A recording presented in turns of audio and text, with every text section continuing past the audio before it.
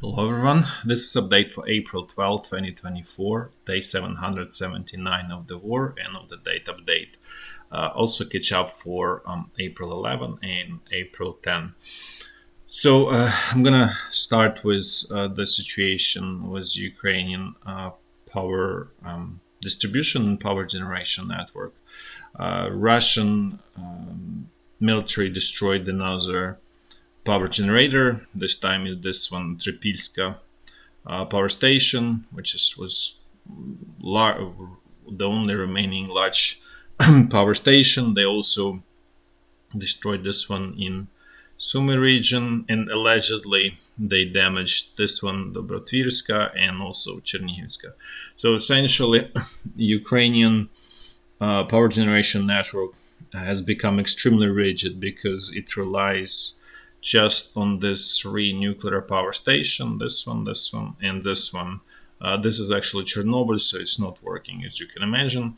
And this one is under Russia's control.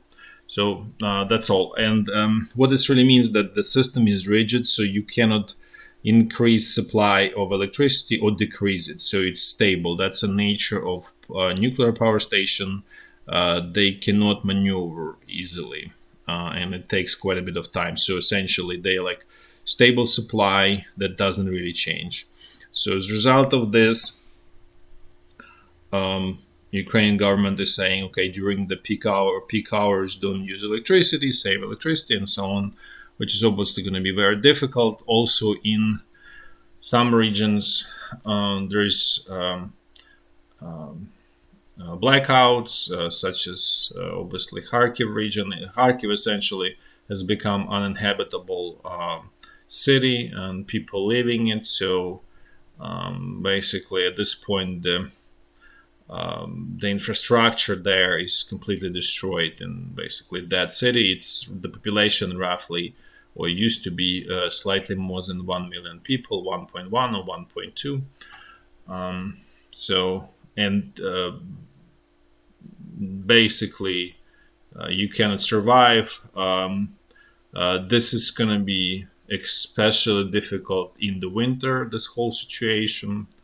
At the same time, it's not even clear that Ukraine will survive till winter. So that's another big question. But regardless of whoever controls the territory, there's just going to be extremely difficult situation in the winter, simply because there won't be enough. It cannot be maneuvered properly in the winter, and so there's going to be huge problems. Could be huge blackouts, and there is no chance that all of these power generations are going to be repaired by then. And if even something is going to get repaired, it's probably going to be promptly destroyed by Russian military. They also target at this point power distribution transformers as well, since they took out pretty much most of the power stations. Now what they have is left is transformers. There's also a scandal related to this in Ukraine, which is perfect example of corruption at the high level in Ukrainian government. So this Tripilska power station, the Prime Minister of Ukraine, I'll take it back, Prime Minister of Ukraine in August of 2023 officially declared that this Tripilska power station is 100% protected, and they spent $250 million on that protection. Don't know what's they never disclosed what exactly the essence of the protection. Some kind of like magical protection. Turns out there is no real protection, and as you can imagine, money probably were stolen, and obviously the prime minister was lying. So this is perfect example of how things work and why there is a big problem in Ukraine. Now let's move to the situation on the battlefield. Before I jump to the battlefield, I just want to mention that Ukrainian Parliament has passed this new mobilization law, which is a terrible law. It creates huge disincentives for people to join military, and basically, whoever had any doubts, now they know that there's no point of going there. Um, so that's essentially what Ukrainian parliament can produce, which is basically legal garbage, and it's been producing for past 30 years that legal garbage, and that's a result of the whole sort of mess in Ukraine as a result of that. The biggest problem for Ukraine, for Ukrainian military at this point, is that population generally is on strike. They're not willing to support the system at large.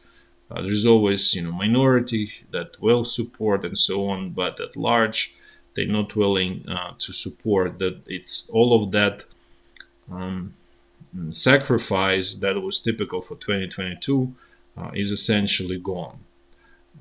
Because people see endemic corruption at the highest level, and they see there's just not going to be change.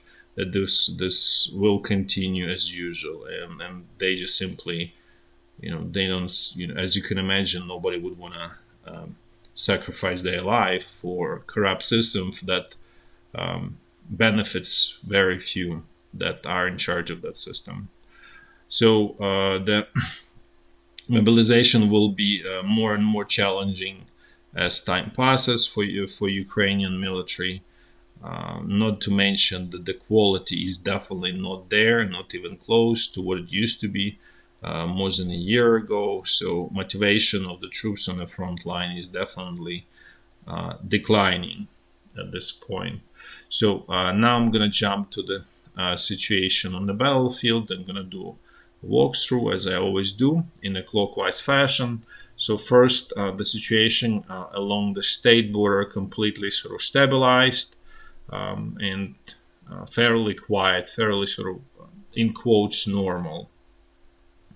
Now let's move to the situation on the North Lugansk front line.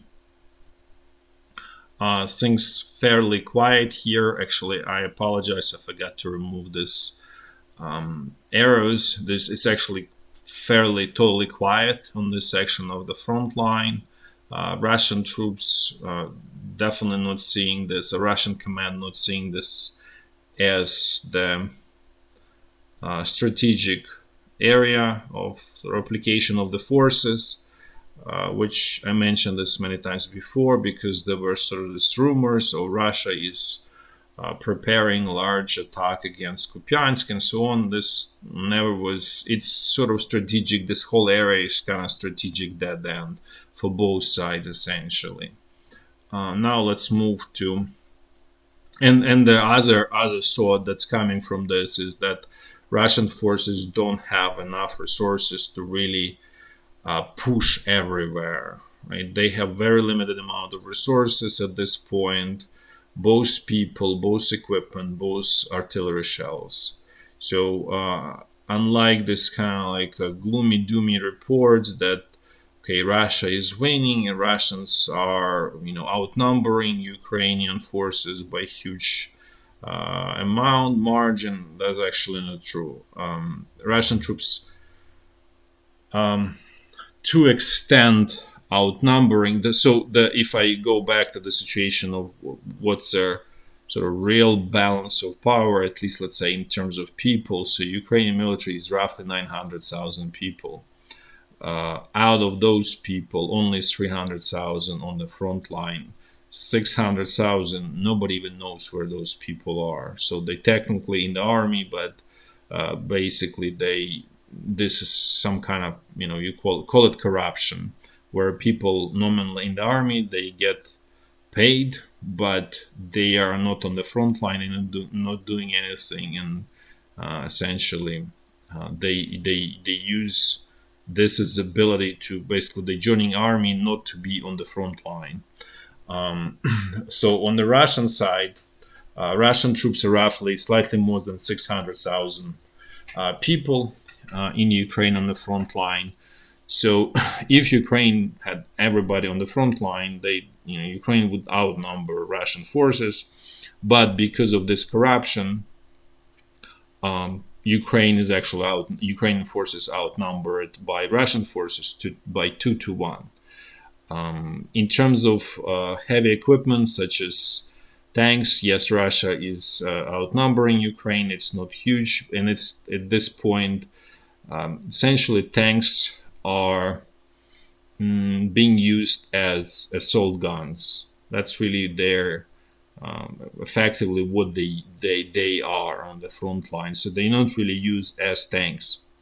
Russia is trying to sort of resurrect this idea of using tanks as a tanks, but they still sort of far away from there. They're moving sort of in baby steps in the right direction, but it's still far away. And basically tanks are turned into assault guns, which is why I mentioned many times that really what's missing on the front line is actual real assault gun, which is much cheaper and probably better suitable for the support of the infantry support. And both sides don't have it because the Soviet concept did not sort of foresee assault guns. It actually, the assault guns sort of kind of were gone after World War II, and during World War II they were extremely popular, especially in the German army, and they were extremely effective. In terms of going back from like heavy equipment such as tanks, switching to artillery. While Ukrainian artillery is fewer in numbers, it's better quality. So if you kind of like normalize it for quality and quantity, probably Ukrainian artillery is still better. And the reason I'm saying probably still because it definitely used to be better. And unfortunately, Ukrainian artillery lost a number of units due to this kamikaze drone attacks. They inflicted heavy losses, and they continue doing that. And so that's a reason for saying probably still. Otherwise, Ukrainian side has long-range, high-precision artillery pieces, probably not, but from the West, obviously. And Russia still, the Russian military, the Russian industry still cannot produce high quality, long range artillery pieces. At the same time, this is obviously important, but it's also the sheer number is also extremely important, and that's where Russian side is obviously winning relative to Ukrainian side. And then the other side is not so much Air Force, but Russia's ability actually creativeness in terms of developing these gliding bombs and using those to help breach heavily fortified defenses, and they're extremely effective tool for that.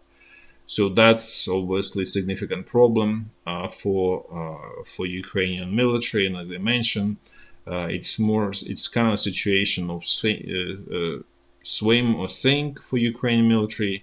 Either Ukrainian military is going to learn how to sort of self-reform and become more modern army with more skills, ability to actually do operations, active defense, or it's just going to be crushed slowly but surely, but by this Russian gliding bomb hammer that's being used. So this is overall situation. So I would say Russia does not have critical strong advantage in most cases, with exception obviously in terms of tanks, number of troops, and again that number is simply because of Ukrainian corruption, and obviously gliding bombs. The rest and artillery is probably still the most important piece. It's still Ukraine has still advantage. And then in terms of this FPV drones, it's, I would say, roughly 50-50, maybe slight advantage on the Ukrainian side, and they also extremely important. So there is sort of kind of like balance of some kind of balance of power there. Now let's continue moving through the front line. Now let's move to the North Donbass front line. The northern sector is fairly quiet, with exception of this Bilohorivka area, where Russian troops continue their attacks without terribly much success there. And honestly, it's from strategic perspective, it's totally unclear what they're trying to achieve here. Then, if we move south to the area west of Bakhmut, there are actually real problems starting to develop for Ukrainian side, because last time I explained that this advanced straight towards Chasiv Yar is essentially useless for Russian side and helpful for Ukrainian side because it doesn't really help Russian side. But the problem is that Russian troops managed to breach south of the road, as you can see here, and they actually reached this freshwater channel. So this really creates big problem for Ukrainian forces in a sort of medium term and long term. Because you really need to eliminate this breach as soon as possible, and that requires, as I stated, knowledge of active defense. This is not going to happen, so essentially it will be left kind of like this. And what this really implies that Ukrainian forces essentially lost all of the eastern side of this freshwater channel where I'm showing. This just really question of time, could be pretty quick. And then once Russia cleans up that side, they obviously will continuing their attacks, and they obviously will continue along this road, at least to Konstantinivka, and that's exactly what Russian side need to be able to capture Chasiv Yar. They need to start encircling it from south and from the north. So the southern pincer is already kind of there. So the only remaining is the northern one. So, as I stated, the way it goes, Chasiv Yar is definitely going to be lost. It's more even a question of how quickly this Konstantinivka is going to get lost, which is much more important town, obviously, than Chasiv Yar. But it's very clear that Ukrainian forces are sort of retreating. For now, it's still relatively slow, but I think the pace is getting faster. Now let's move to the central Donbass front line. Things here more or less the same. Strong Russian pressure here west of Avdiivka. This is I just created kind of catch up. This is advances over time by Russian side.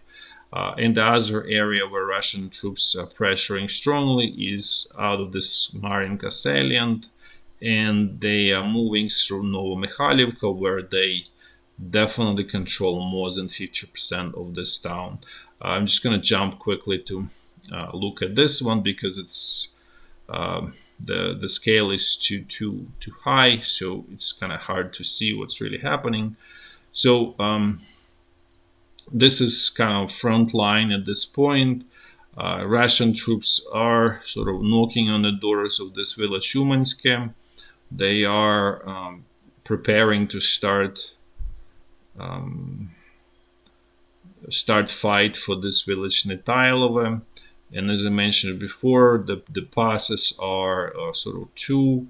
One is going sort of in this north-western direction, and the other one is kind of more going kind of like in southern direction because you have the spawns here, so you kind of need to get around them. But Ukrainian front line is clearly sort of crumbling, slowly but surely. That's probably the best way to describe it.